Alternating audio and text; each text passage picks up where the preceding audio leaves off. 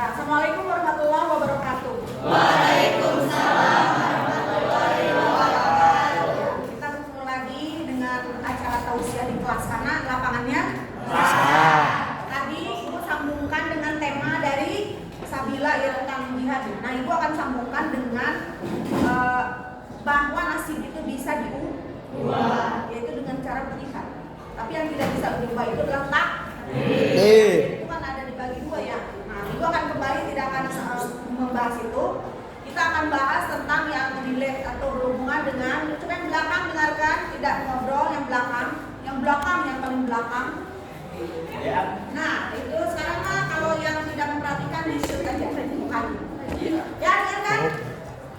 Coba kalian masih ingat ayat surat dan ayat berapa yang berhubungan tentang bahwa Allah tidak akan mengubah suatu kaum kalau kaum itu tidak mengubahnya sendiri. Surat berapa? Coba sambil berapa? Nah, sambil berpikir silakan Ibu akan tanya lagi. Ya, ini yang Ibu akan sampaikan adalah intisari dari ayat tersebut. Bahwa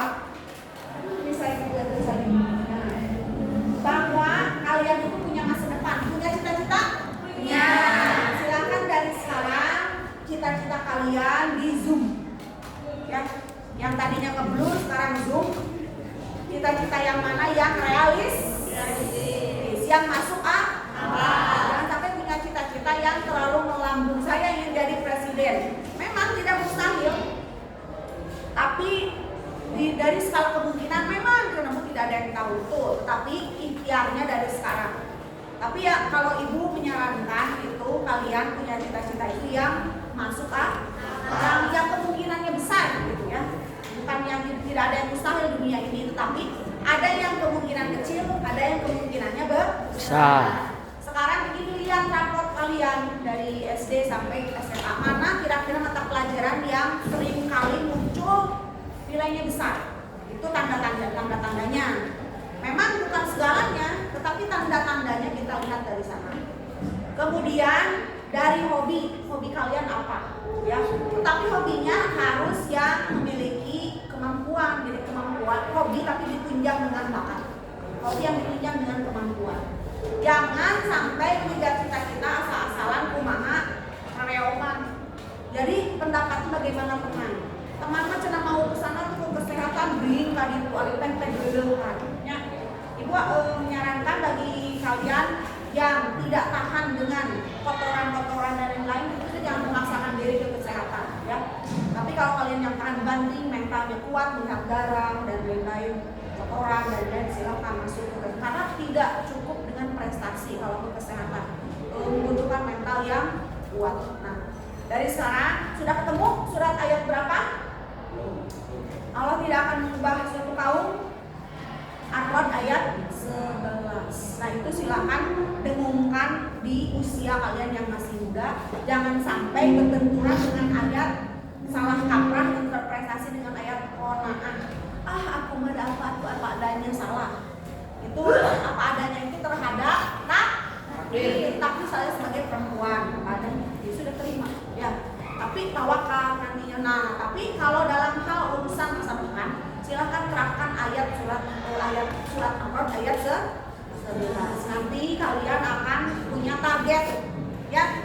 Mana yang jangka pendek, jangka sedang, jangka panjang. Mana pilihan A, pilihan B, pilihan C. Jangan punya cita-cita hanya satu. Nanti pas tidak tercapai gila ya. Gila dalam arti kecewa dan lain-lain. Nah, silakan alternatifnya pilih. Kalau A gagal masuk ke B. Kalau B gagal masuk ke C. Itu cara strategi dalam mengejar cita-cita. Paham? Nah, begitu pula mengolah ujian hidup dalam sehari-hari itu ujian silih berganti ya.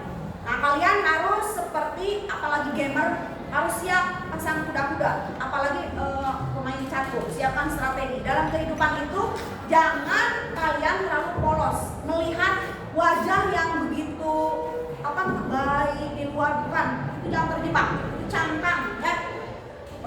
Jangan dilihat hanya dari pakaian, ini pasti orangnya begini, tidak. Jangan. Hidup itu penuh dengan jebakan dan teka-teki dan surprise ya. Nah, jadi jangan dikira kalian menilai, jangan dibiasakan menilai sesuatu dari cangkang. Baik itu lihat guru, lihat teman-teman. Orang yang jahat itu sering mengingatkan diri ya, pasang status dan lain-lain supaya bermanfaat setidaknya untuk diri sendiri. Orang jahat itu tentu jahat kan kelihatannya, berarti kita harus waspada. Tetapi yang jauh lebih waspada itu adalah kepada ibarat sungai, airnya tenang tetapi menghanyut. Jadi sungai tenang itu jangan dikira di bawahnya tidak ada buaya. Itu jangan dikira pasti ada sesuatu di dalamnya menghanyutkan dan bisa membuat kalian bisa mati di dalam. Nah, jadi lihat manusia atau guru atau siapapun tetangga dan lain tampaknya main cool tuh. Tapi hati-hati.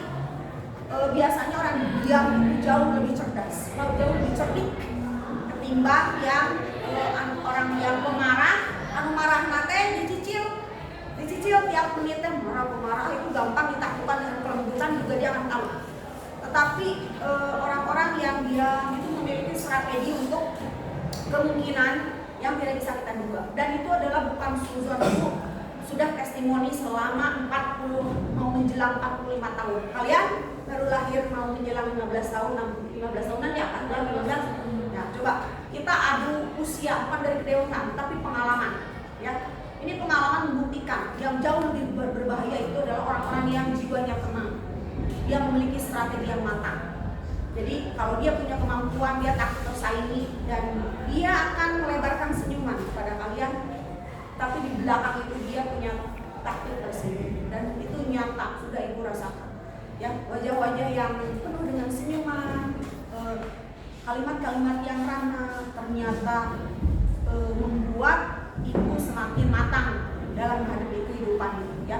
Terima kasih kepada mereka yang sudah, jadi kalian berterima kasihlah kepada mereka yang sudah menguji kita.